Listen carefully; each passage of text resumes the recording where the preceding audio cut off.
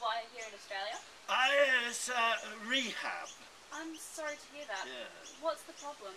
I had a teeny weeny problem with eggnog. Eggnog. Yeah. That's not particularly strong, isn't it? No, but I was bathing in it, you see, and I used to lick the tub clean afterwards. So, did the rehab help? In a way, yes, they got me off the eggnog, and I'm on the Chardonnay now. Cheers, boys and girls. Have a jolly good Christmas. That's great to hear. Now tell me, how are the preparations for Christmas going?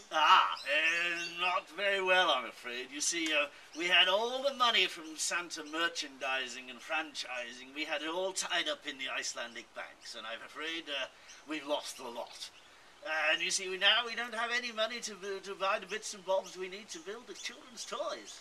That's terrible. Yeah. What will the good boys and girls get for Christmas this year? Well, we have a plan, you see. We're going to give them a 30-year, fully redeemable Santa bond with the prize to tell the good kiddy winkies that it's all been a scam.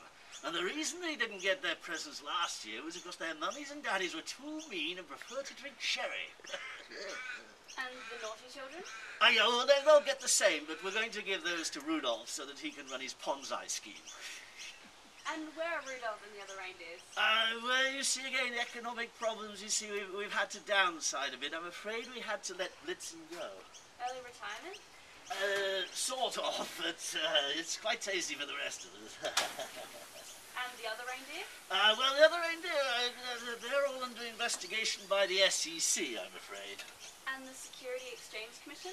No, the SEC, that would be Santa's Efficiency Council. You see, we think it's rather inefficient to actually employ all of these reindeers all year and then just have them work once a year. I mean, that's even less than that wretched Tony Lithgow does down in Australia, you know. So we're thinking maybe now we're going to outsource the whole operation to the Chinese.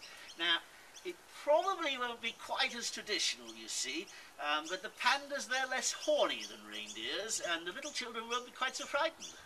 That's terrible news, and most disturbing for our viewers, who are looking forward to the festive season. Do you have any advice for them? Yes, I do, all of you festive viewers out there. I think you, first of all, should stop thinking about yourselves and start thinking about others. And the poor and starving in Africa? No, not the poor and starving in Africa. No, I was thinking more about the Wall Street and investment bankers. But they're not poor? No, they're not poor, but at least they have friends. Or at least you have friends. Anything else? Well, you could try the shardy or the eggnog and just stay drunk until New Year. It certainly works for me.